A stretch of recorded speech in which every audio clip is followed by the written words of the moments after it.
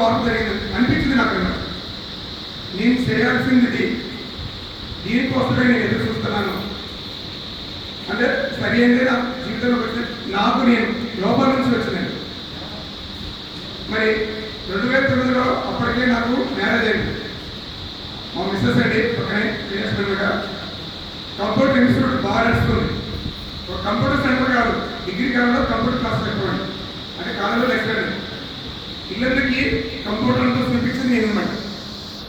Computer అనేది ఇలా ఉంటుందని ఇల్లందంటే పాలన్స్ అంత ఉంటుంది దగ్గర దగ్గర మీకు తెలిసే ఉంటుంది పక్కనే దగ్గరే కాబట్టి. మరి అప్పుడు మా బాబుకి 10 years, మా అమ్మాయికి మా బాబుకి 8 years. పాప బాబు చక్కటి భార్య మరి కంప్యూటర్ ఇన్స్టిట్యూట్. కానీ నా లోపల ఎన్నో ప్రశ్నలు ఉంటాయి.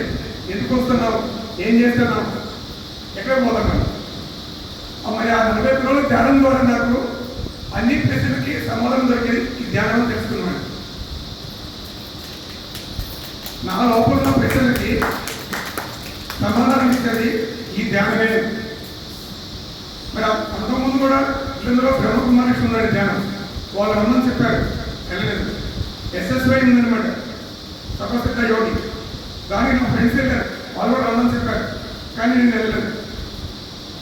మరి 2009లో ఆ గురువు గారు శ్రీడి విని 41 రోజులు ధ్యానం చేసిన తర్వాత ఒక 2 మిగిలిన కదా, కానీ నేను ధ్యానం చేయాలని నిర్ణయించుకుంది. అప్పటి నుంచే మా పిల్లలకి నేను ధ్యానం చేయించేవాడిని. ముందు నేను ధ్యానం చేయించింది మా పిల్లలకి.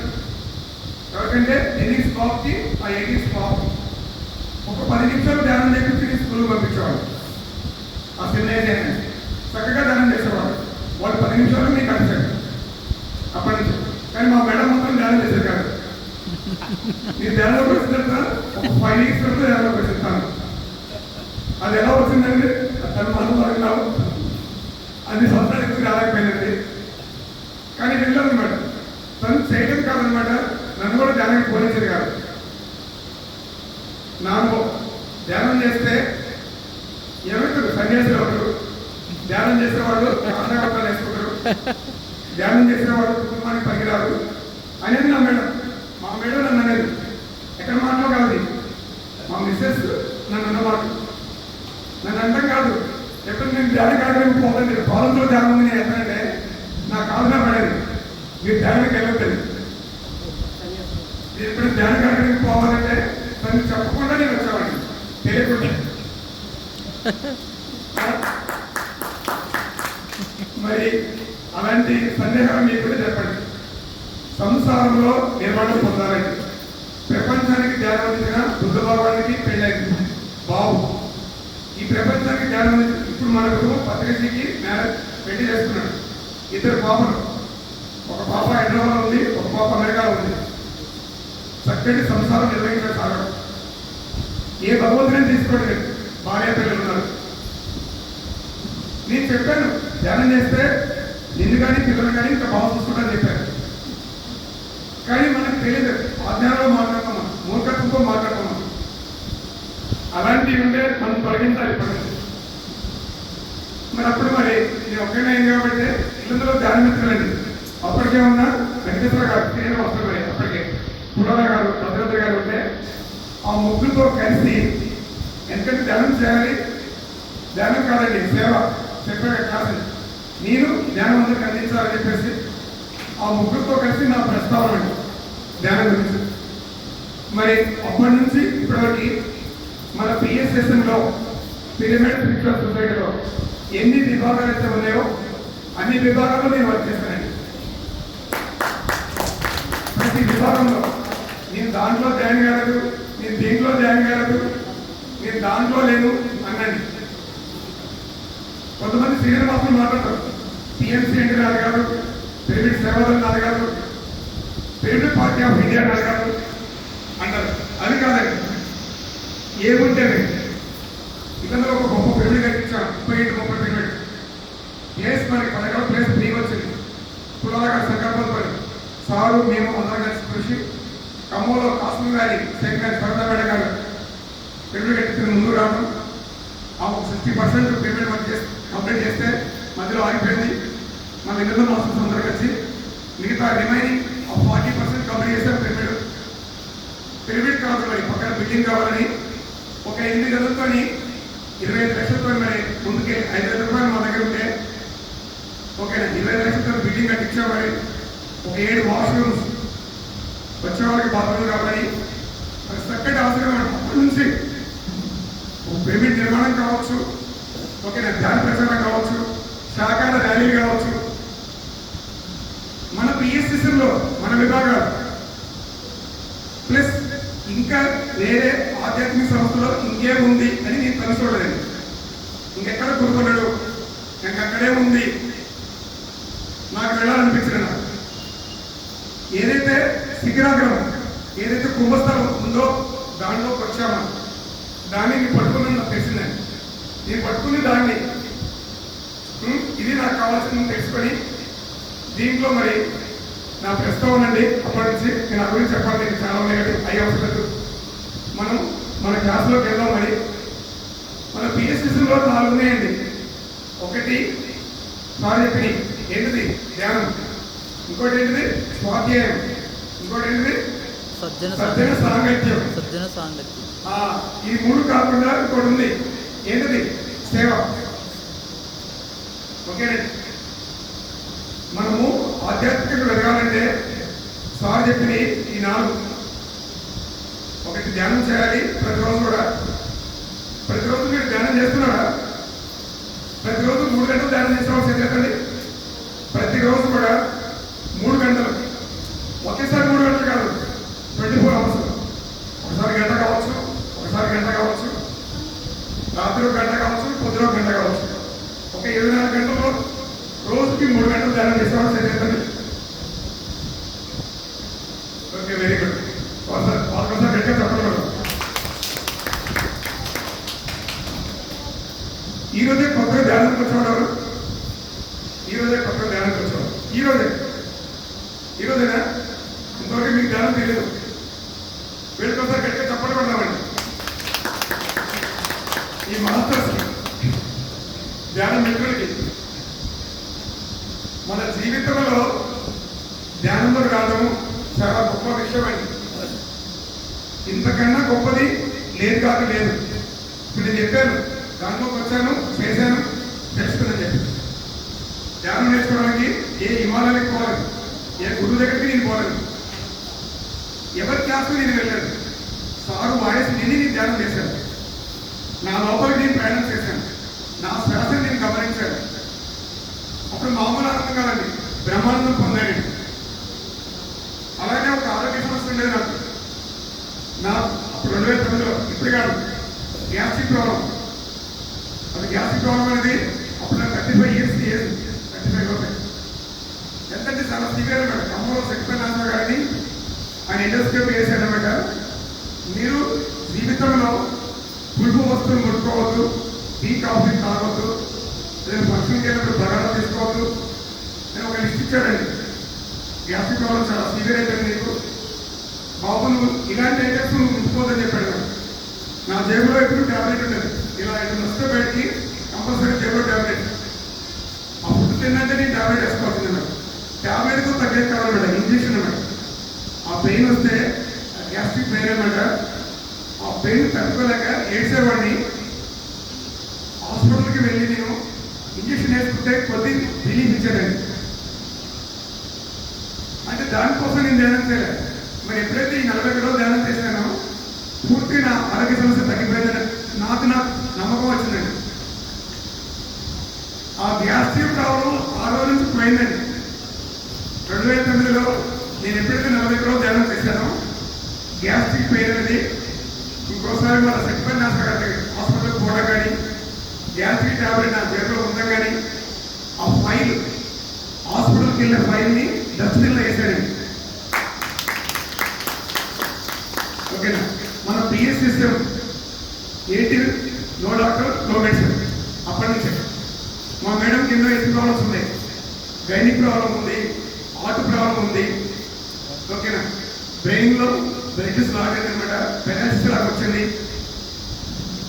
మైగ్రేన్ ఒకటి కాదనమాట. తన ఫైల్స్తో నా ఫైల్ పెట్టింది అనమాట. నా అవసరం పేరు దాసుడు. ఆమె చెప్పాను, ఈ ప్రయత్నం నాకు జీవితంలో అవసరం లేదమ్మా,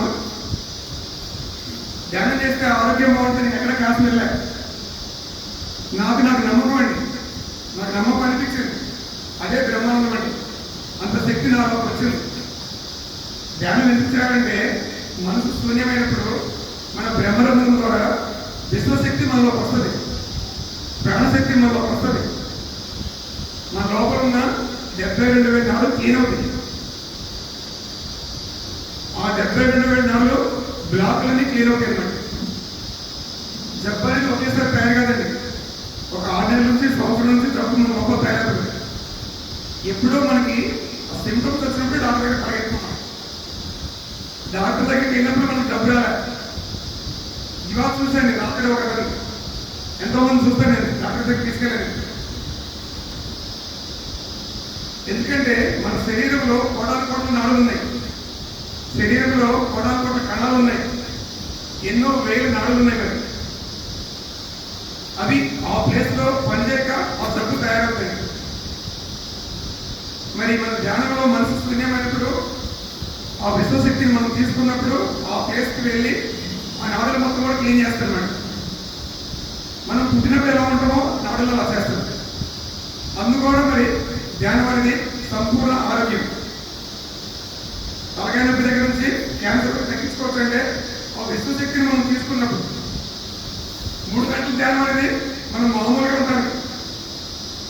నీకేమైనా ఆరోగ్య సమస్య ఉంటే మీరు ఇంకా ఎక్కువ టైం చేయాలి, కూర్చోవాలండి. సార్ చెప్పింది అదే, కూర్చోండి, కళ్ళు మూసుకోవాలి చెప్పారు. మన గురువు ఇంకేం చెప్పారు, కళ్ళు మూసుకోండి, శ్వాసని గమనించండి చెప్పారు. ఇంకా గంటలు చేయాలి. ఏమైనా ఆరోగ్య సమస్య ఉంటే నాకుంది చిన్న ప్రాబ్లం, గంట సేపు నేను మరి నమ్మకం విశ్వాసంతో చేశాను, తగ్గిపోయింది. ఓకేనా, మనం ధ్యానం చేస్తూ ఏం చేయాలి, ధ్యాన సాధన చేయాలి, స్వాధ్యాయం చేయాలి, సజ్జన సాగత్యం చేయాలి, సవాసం. ఎవరితో సవాసం చేయాలి, సజ్జలతో సవాసం చేయాలి. ఏమైతే చేస్తే ధ్యానం చేస్తానో మనం, ఓకేనా, పక్కింటి వారితో ధ్యానం చేద్దాం, పోయి కబుర్లు పెడుతున్నాం, ఈ ధ్యానంలో విశ్వశక్తి మొత్తం చూసుకొని పోతున్నాం. దుర్జలతో సమాసం చేస్తే నువ్వు ఎంత ధ్యానం చేసినా అంతకుముందు ఎలా ఉన్నావో అలా ఉంటావు. ఎవరైతే ధ్యానం చేస్తారో వాళ్ళతో నీ అనుభవాలు పంచుకోవాలి, వాళ్ళు అప్పుడప్పుడు కలుస్తుండాలి. ఈ భూమి మీద అందరూ సమానంగానే, కానీ సజ్జలతో మనం సవాసం చేయాలి. ఆ ధ్యాన శక్తిని మనం నిలుపుకోవాలి. కాబట్టి స్వాధ్యాయం అంటే ఆధ్యాత్మిక గ్రంథాలు. మన పిఎస్ఎస్ఎంలో మన పత్రిక సారు మనకిచ్చిన గొప్ప అవకాశం ఏంటంటే ఈ ప్రపంచంలో ఎన్ని ఆధ్యాత్మిక సంస్థలు ఉన్నాయో అన్ని పుస్తకాలు మన పిఎస్ఎస్ఎంలో పెట్టారు సార్. ఓకేనండి, ఇంకా మనం ఇంకే వేరే ఆధ్యాత్మిక సంస్థలు మనం వెళ్ళక్కర్లేదు.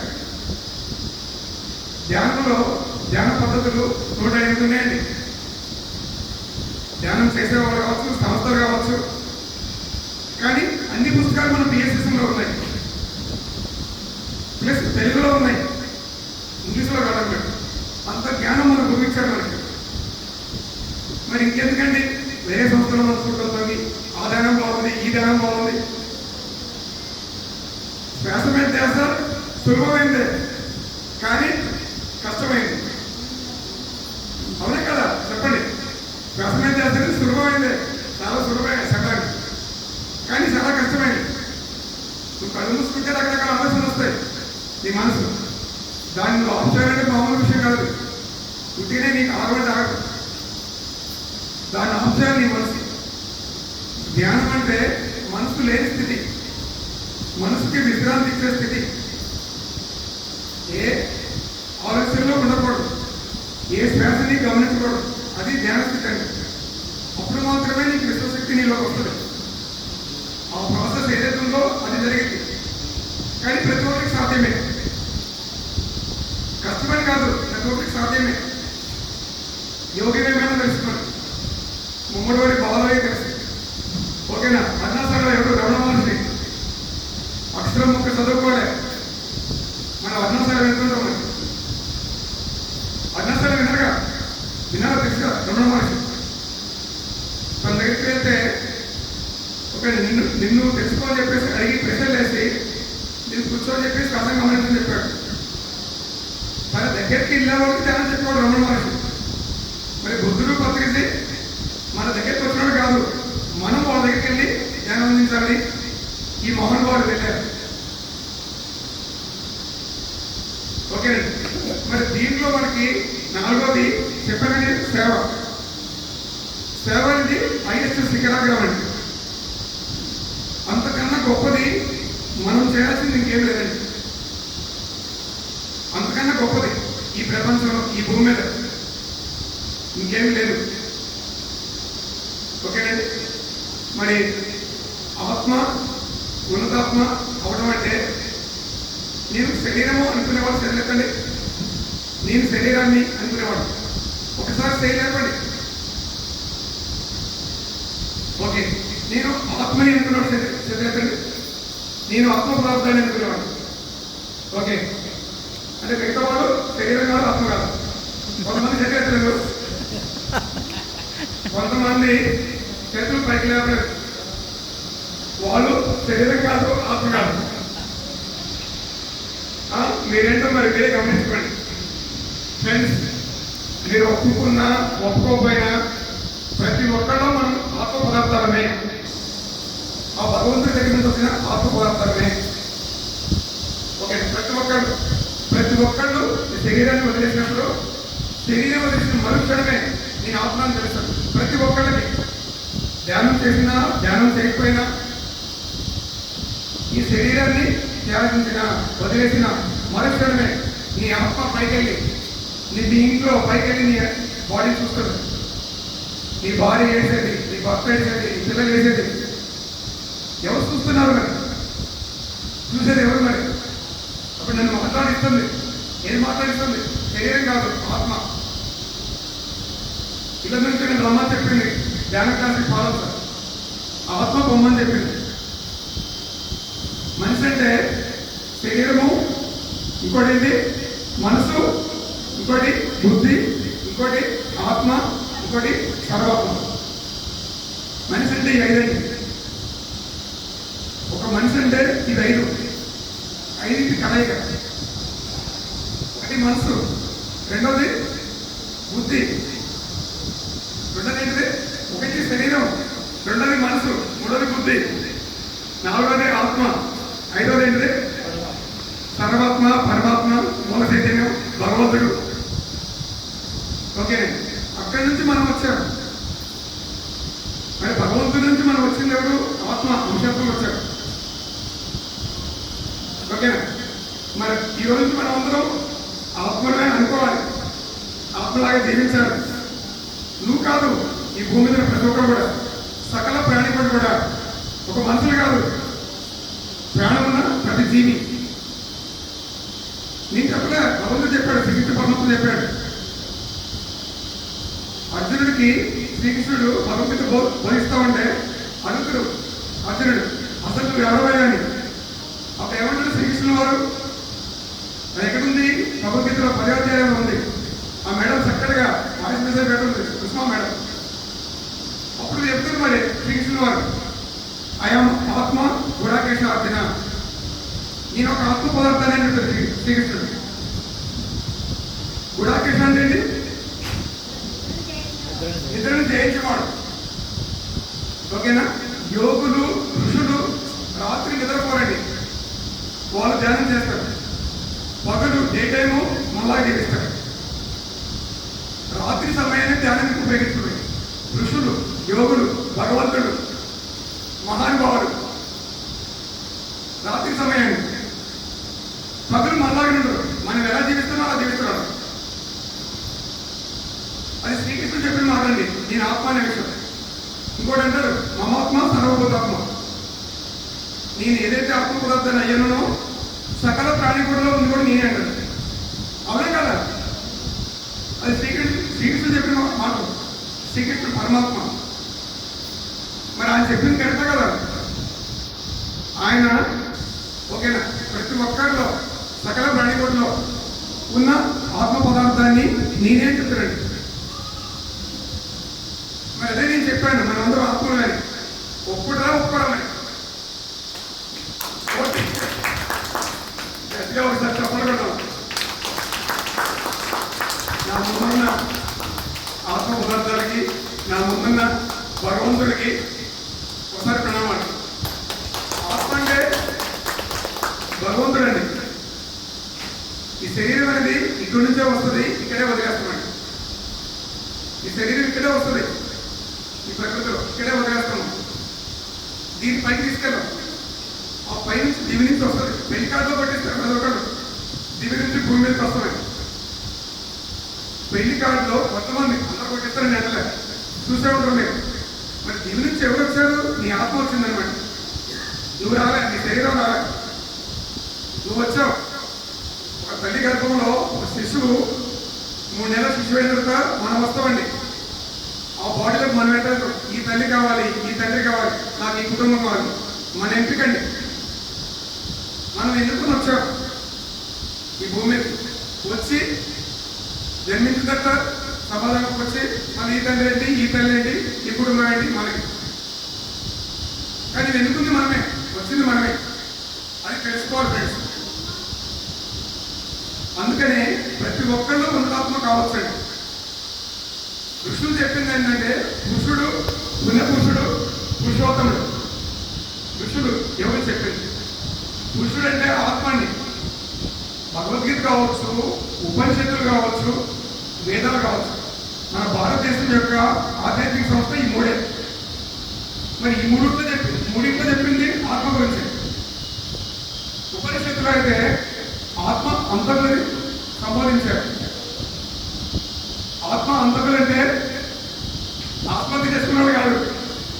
ఏంటి ఆత్మ అంతకులంటే?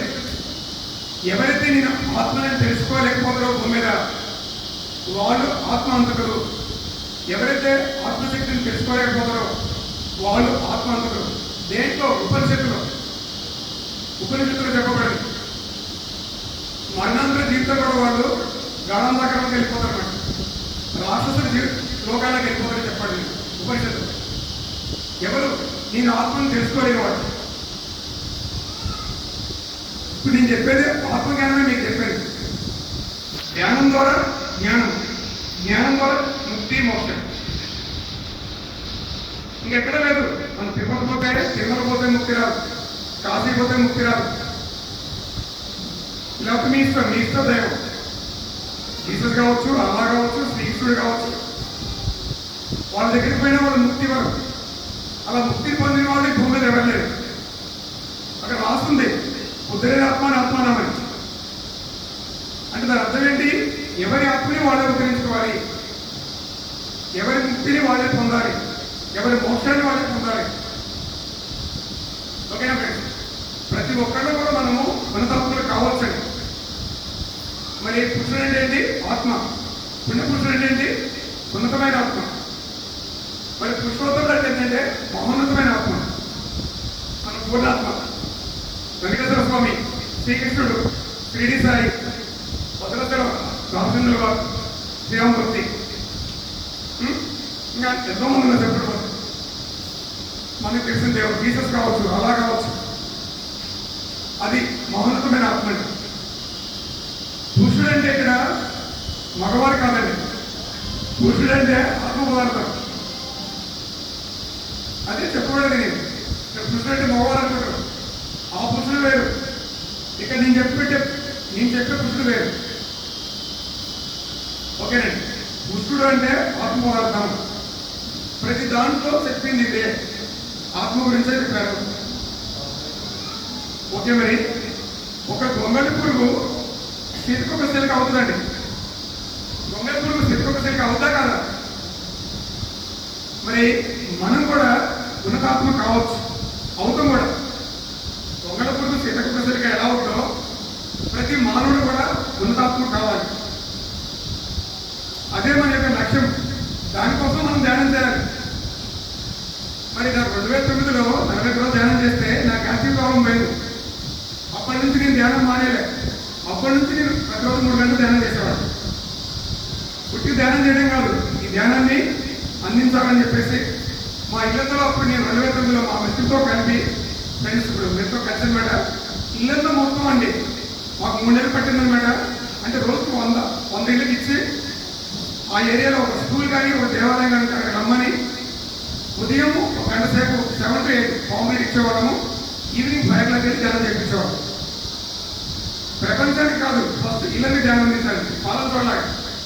పాలంతో మాస్టర్స్ ఎలా చేస్తున్నారో నేను 2009లో మరి ధ్యానం ఓకేనా ఆ బ్రహ్మానందం పొందిన తర్వాత మా ఫ్రెండ్స్తో చెప్పానండి ఫస్ట్ ఇళ్ళకి ఇద్దామని, పాంప్లెట్స్ కొట్టిద్దామని చెప్పాను. మరి పాంప్లెట్స్ కొట్టించానండి.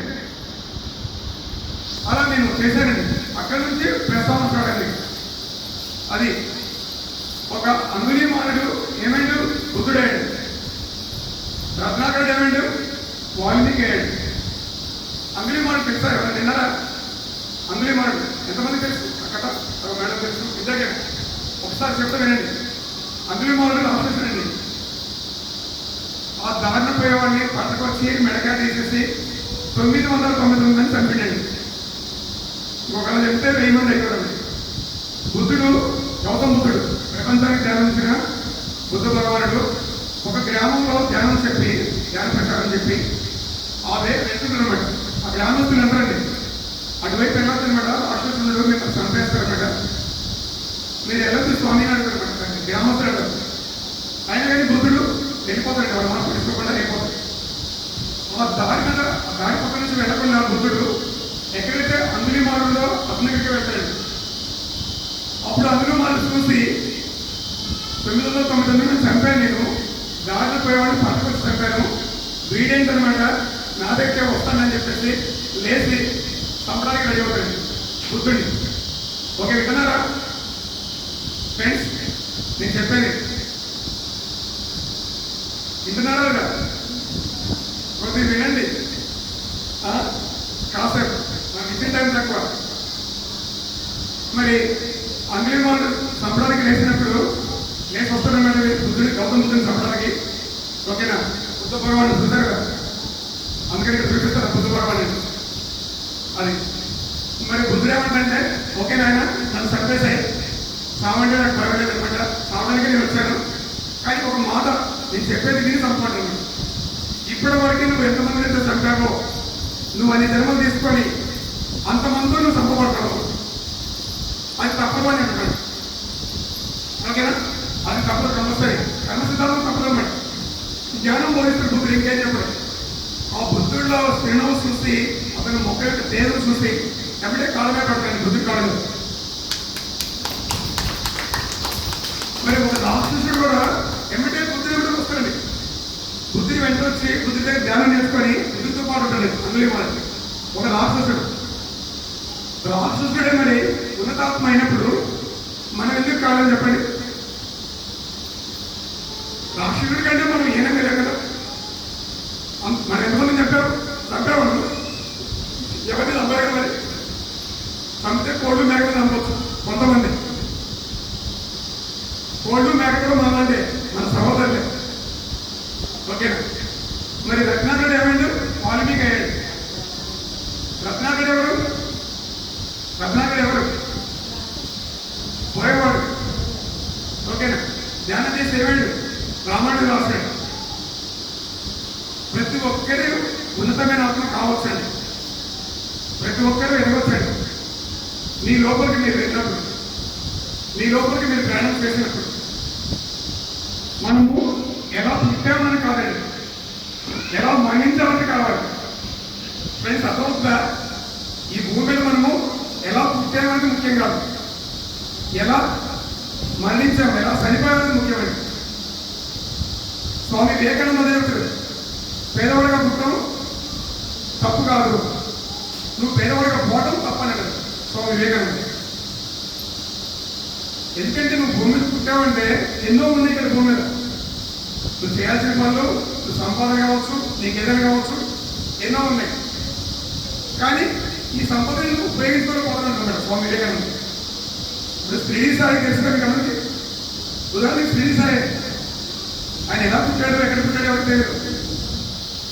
ఆ మహానుభావులు మనం కూడా ఏం చేస్తాం, సెలబ్రేషన్ చేసుకుంటాం. మహానుభావులు ప్రతిసారి మనం చేసాం కర్తవ్యం. చేసేవాళ్ళు కదా మానవాడు పోయినప్పుడు. మరి అందుకనే నేను చెప్పే పాయింట్స్ ఒక 8 పాయింట్స్ అండి. ఎవరు లేవద్దు, కూర్చోవాలి, మీ సెల్ ఫోన్ స్విచ్ ఆఫ్ చేసుకోవాలి, ధ్యానానికి వచ్చారు విందామని. 7 పాయింట్లు మన ఆత్మ మనకు ఎదగాలండి. ఏంటి 7 పాయింట్లు? చాలా చిన్నదే, మనకు అన్ని తెలిసిన పాయింట్లే. 7 పాయింట్లో 1 అందము ఆనందం అండి, ఆత్మ సౌందర్యం. ఫస్ట్ పాయింట్ ఏంటంటే అందము ఆత్మ సౌందర్యం. ధ్యానానికి ఆధ్యాత్మికతకి మనం అందంగా ఉండవచ్చు, చక్కగా తయారై వచ్చాం. ఇది అడ్డంకేం కాదు, ఓకేనండి. అందం అంటే అలంకరణ కాదు, గుర్తుంచుకోండి. మనం మేకప్ వేసామో అలాగే ఆనందం కాదు. ఎవరికైతే లోపల ఆనందంగా జీవిస్తారో లోపల వాళ్ళు బయట అందంగా ఉంటారు. లోపల ఆనందంగా ఉంటారో బయట వాళ్ళు అందంగా కనిపిస్తారండి. 10 సార్లు వచ్చారంటే కూర్చున్నారంటే ఎంతమంది వస్తారని అక్కడికి? ఆయనకి ఏముంది? లోపల ఆనందం ఉంది, దుఃఖం లేదు ఆయనకి. బుద్ధుడికి కానీ, బుద్ధుడికి ఒక అంగుళిమాని కాదు, ఎంతోమంది. పత్రిజీకి మరి ఒక కేసు వచ్చిందంటే ఎంతమంది వస్తారు? లోపల ఆనందం కావాలండి.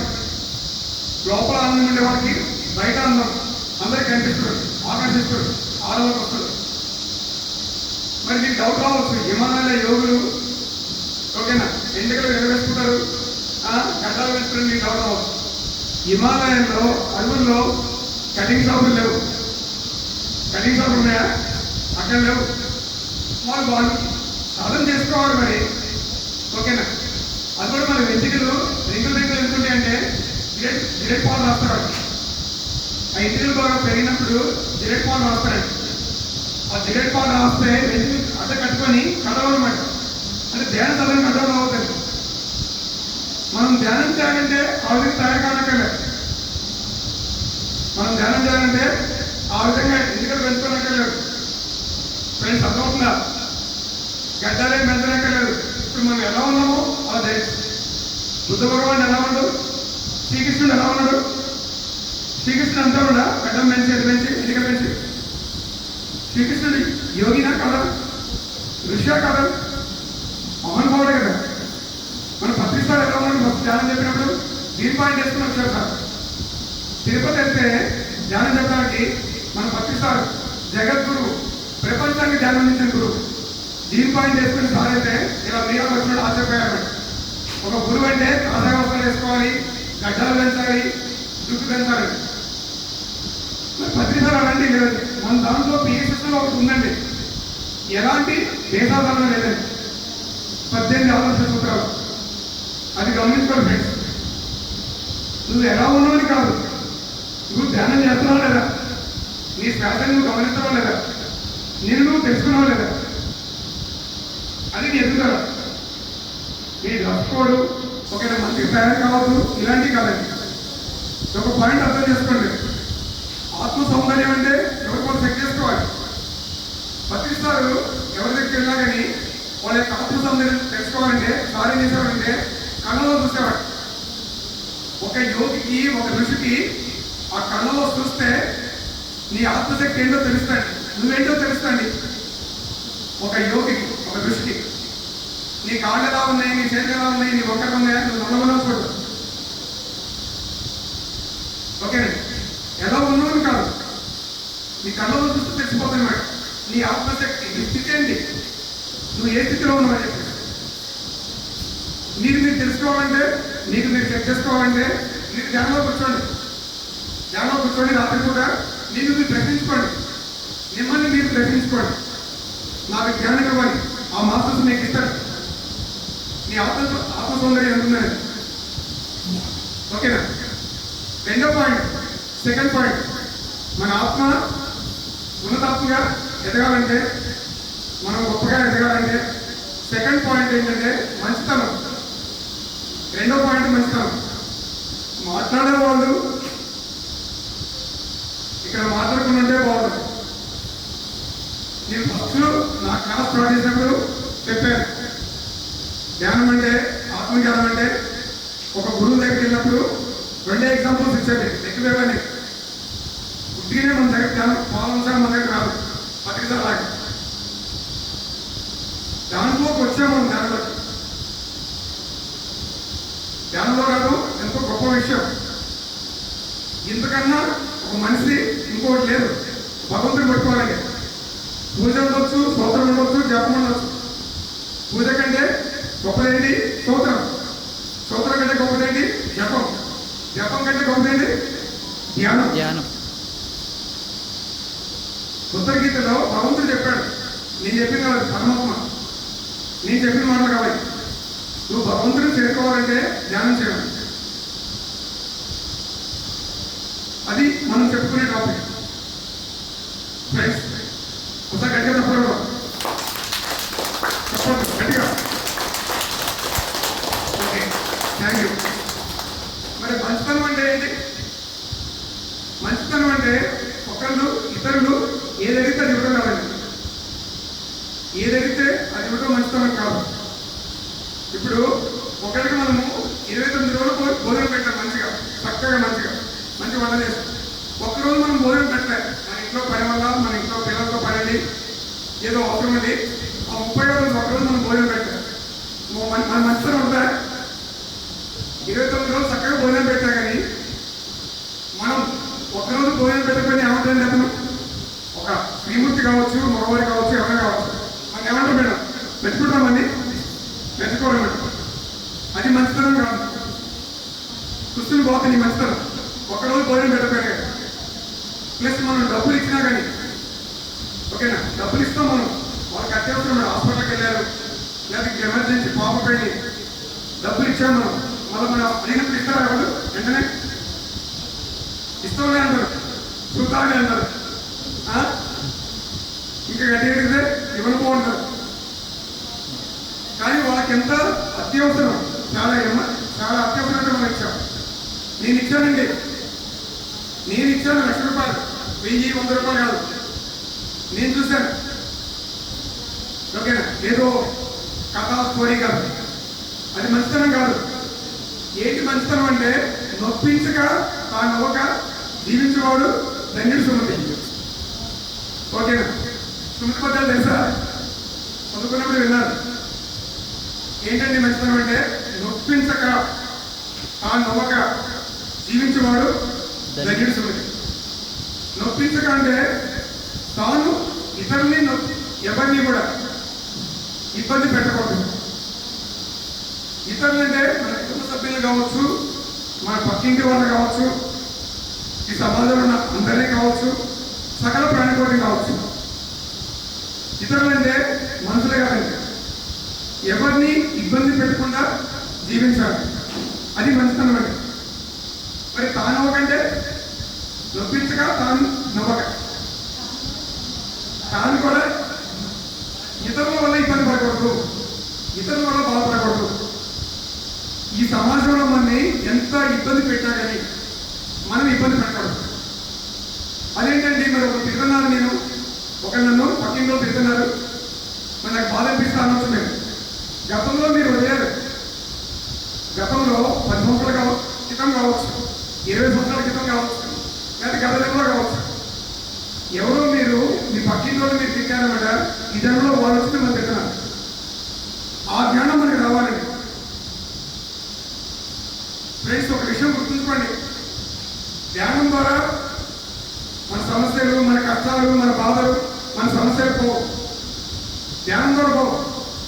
ఎప్పుడు పోతాయి? జ్ఞానం ద్వారా పోతాయి. ఓకేనా, ధ్యానం ద్వారా మనకి ఏమొస్తుంది? జ్ఞానం వస్తుంది. ఏ జ్ఞానం వస్తుంది? ఆత్మజ్ఞానం వస్తుంది.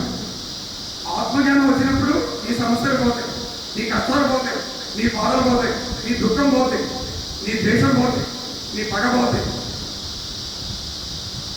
నీ ఒత్తిడి పోతాయి. ఆత్మజ్ఞానం నీకు వచ్చినప్పుడు నీకు నువ్వు తెలుసుకోవాలన్నమాట. అందుకని మరి ఒకరు తిడుతున్నానంటే గతంలో నువ్వు ఇచ్చావన్నమాట. లేదండి నేను మంచిగానే ఎవరిని ఇంకోటి ఇబ్బంది పెట్టి అనుకోవచ్చు. మీరు చూసుకోండి. ఇది ఒక్క విషయం తెలుసుకోండి. మీరు ఒకరిని మనము ఎవరినైనా ఇబ్బంది పెట్టకూడదు, ఇతరులు మనం ఇబ్బంది పెట్టా కానీ మనం బాధపడకూడదు. అది ఒక ఆత్మజ్ఞాన లక్షణం, ఉన్నతమైన ఆత్మీయ లక్షణం. పత్రిజీతో పాటు ఎంతోమంది వచ్చారండి, ఆయనతో పాటు ఉన్నోళ్ళు ఎంతోమంది వెళ్ళిపోయారు ఆయన వదిలేసి. ఆయన దేనికి బాగుపడలేదు. ఆయన ఎంతోమంది ఎన్నో అన్నారు, పత్రికారు బుద్ధ భగవాన్ని ఆయన ఏం పట్టించుకోలేదు. ఆ స్థితికి మనం వెళ్ళాలి. అది ఆత్మజ్ఞానం. ధ్యానం చేస్తామంటే 40 రోజులు ధ్యానం చేసిన తర్వాత నాలో ప్రశాంతత పెరిగింది, నాలో కోపం పోయింది, కోపం పోయింది, ఆనందం వచ్చింది, నాకు చిరునవ్వు వచ్చింది. నాకు మా మిస్సెస్తో నేను చక్కటి చిరునవ్వుతో మాట్లాడేవాడిని. అంతకుముందు నేను కోపడేవాడిని. నేను సంపాదిస్తున్నా, నేను కష్టపడుతున్నా, డబ్బులు వేస్తున్నా, ఇంట్లో గొడవ పెట్టింది, ఇంట్లో అడిగింది నన్ను అంటే మామూలు కాదన్నమాట, అక్కవాళ్ళని పడుతున్నాను. కానీ ధ్యానం చేయకుండా కోపడేవాడు. ఇంత కష్టపడితే డబ్బులు సంపాదిస్తాను, ఇంటి దాన్ని గొడవ పెడితే ధ్యానం చేస్తే ఇంటికి వచ్చినాక కానీ ఏవడినా కానీ కోపడేవాడు కాదు. చక్కటి శ్రీనివాసంతో సంబంధం చెప్పేవాడి, ఎంతో ప్రశాంతంగా సంబంధం చెప్పేవాడు. ఆ మార్పు రావాలండి. ఆ మార్పు కోసం ధ్యానం చేయాలి. ప్రశాంతంగా జీవించడం కోసం, ఆనందంగా జీవించడం కోసం ధ్యానం చేయాలి. ఏదో ఆరోగ్యం కోసం కాదు. ఆరోగ్యం పోతుంది ఏమంటే, అంటే ఆరోగ్యం పోతుంది, ఆరోగ్య సమస్యలనే ఎక్కడే పోతుంది. అది పెద్ద విషయం కాదు. దానికోసం కదా మనం ధ్యానం చేశాం.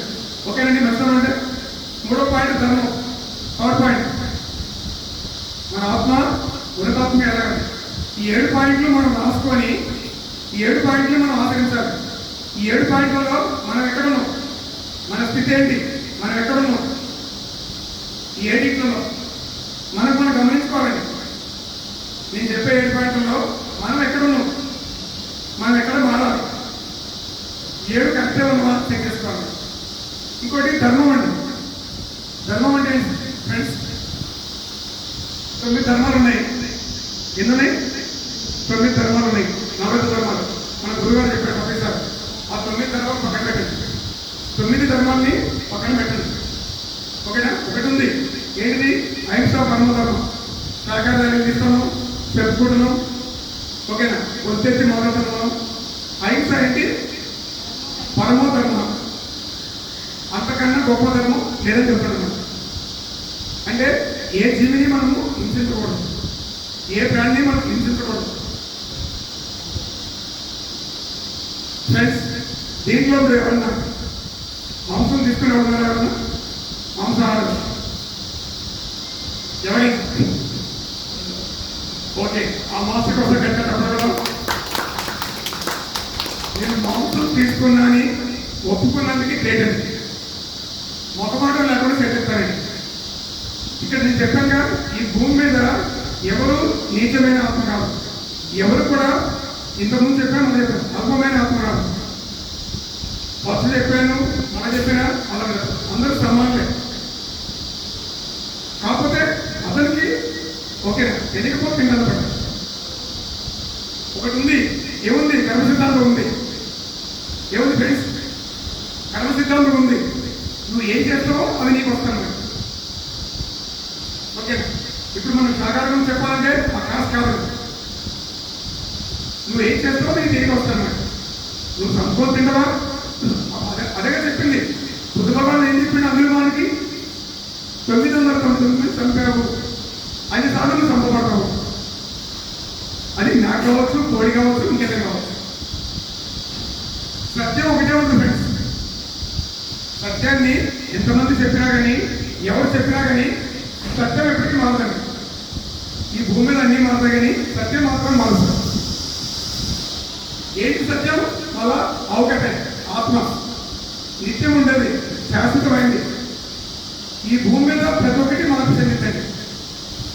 ఈ భూమి మీద ప్రతి ఒక్కటి మార్పు చెందుతుంది. మార్పు చెందినట్టు భూమి మీద ఏం లేదు. ఒకే ఒకటి ఉంది. ఏంటిది? ఆత్మ పదార్థం. అది శాశ్వతంగా ఉంటుంది. పోతే అని మనం అనుకుంటున్నాం, అది పోదు. అంటే ఉన్నత ఒకటి పోతుంది. ఇక్కడ నుంచి భూమి నుంచి తిరిగి అదే చెప్పాడు భగవంతుడు. శ్రీకృష్ణుడు చెప్పాడు, నువ్వు పాత దుస్తులు, చినిగిపోయిన దుస్తులు వదిలేసి కొత్త దుస్తులు వేసుకున్నట్టుగా చనిపోవడం అంటే చెప్పాడు. నేను చెప్పాలి, హనుమంతుడు చెప్పాడు, శ్రీకృష్ణుడు వారు. ఆయన భగవంతుడు చెప్పింది తప్పే అవుతుంది. నేను చెప్తే మీరు నమ్మకపోవచ్చు కదా. అది మరి అహింస కాదండి, అహింసా ధర్మం కూడా పక్కన పెడదాం. ఇంకా 3 ఉన్నాయి. ఏంటంటే ఒకటి వ్యక్తిగత ధర్మము, రెండవది కుటుంబ ధర్మము, మూడవది విశ్వధర్మము. 3 ధర్మాలు ఉన్నాయండి మనం పాటించాలి. వ్యక్తిగత ధర్మం అంటే మన కోసం, మన అభివృద్ధి కోసం, మన భార్య, భర్త, పిల్లలు, ఓకేనా, అది మన వ్యక్తిగత ధర్మం. మన ధర్మాన్ని మనం నిర్వహించాలి. కానీ వ్యక్తిగత ధర్మం కంటే కుటుంబ ధర్మం ప్రాముఖ్యత ఇవ్వాలి. నీకు కుటుంబ ధర్మం నీ ముందు ఉన్నప్పుడు నీ వ్యక్తిగత ధర్మాన్ని పక్కన పెట్టాలి, పక్కన పెట్టేసేయాలి. నీ కుటుంబ ధర్మాన్ని నువ్వు చేయాలి. లేదు నాది గొప్పది ఏం చేసుకోవాలంటే అది నువ్వు ధర్మంలో ఉన్నట్టు కాదు. నెక్స్ట్ కుటుంబ ధర్మం కంటే విశ్వ ధర్మానికి ప్రాముఖ్యత ఇవ్వాలి. ఇప్పుడు ఇక్కడ ధ్యానం క్లాస్ ఉందన్నమాట, ఓకేనా. ధ్యానం క్లాస్కి రావాలి. మనము మన వ్యక్తిగత ధర్మాన్ని, మన కుటుంబ ధర్మాన్ని పక్కన పెట్టాలి, నరికేయాలి. పక్కన పెట్టాలంటే నరికేయాలి. అది ముఖ్యం కాదు. పాలన్స్లో, కేడీపీఎస్లో, పిరమిడ్ దగ్గర ఆత్మజ్ఞానం నడుస్తుంది, ధ్యానం క్లాస్ నడుస్తుంది. ఎక్కడి నుంచో మాస్టర్స్ వస్తున్నారు, వాళ్ళ అనుభవాలు వినాలి. నేను భూమి మీదకి వచ్చింది ఇది తెలుసుకోవచ్చు. పాలన్స్లో ఎంతో మంది ఉన్నారండి, ఇంతమంది మాత్రమే వచ్చారు. ఎందుకు వచ్చారు? మనకు మాత్రమే ఉంది అర్హత. శ్రీకృష్ణుడు చెప్పింది ఆ మాట. ఏం చెప్పిన శ్రీకృష్ణుడు? నా కోసం, నా గురించి కోట్ల మంది నన్ను చేరుకోవాలని ప్రయత్నం చేస్తుంటారు. కానీ చేరుకునే వాళ్ళు ఒకళ్ళో ఇద్దరు. మనం కూడా ఆ ప్రయత్నంలో ఉన్నాం. శ్రీకృష్ణుడు మనకు చేరుకోలేదు. శ్రీకృష్ణుడు చేరుకోవాలంటే నేను చెప్పిన 7 పాయింట్లు మీకు పాటించాలి. 7 ఎక్కువే అక్కర్లేదు. మరి ఓకేనా, ఒక కుటుంబ ధర్మం అంటే అయిపోలేదు. ఫ్రెండ్స్ మరి కొద్ది కూడా 3 పాయింట్కి వచ్చాం. మరి ప్లేస్ జాగ్రత్త వెళ్ళి స్టార్ట్ చేసాం. ఒక నిమిషం ఇవ్వండి చెప్పేసి మేడం. ఒక అమ్మాయి ఉందండి, తనకి 2 పిల్లలు అనమాట. వాళ్ళ పని సరిపోయాడండి. కుటుంబ ధర్మం గురించి ఒక ఎగ్జాంపుల్ ఇస్తానమాట. ఇళ్ళలో మనకు తెలిసిన అమ్మాయి ఎవరో కథ అనమాట. ఏదో కథ స్టోరీ ఒక నిమిషం ఫ్రెండ్స్.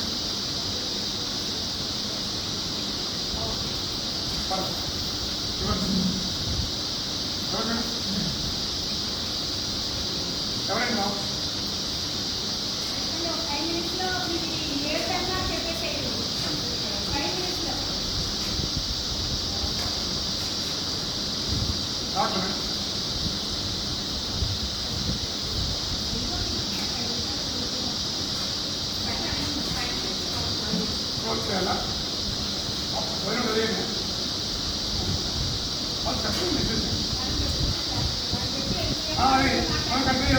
ఓకే, నమస్తే మాస్టర్స్. మనం ఈరోజు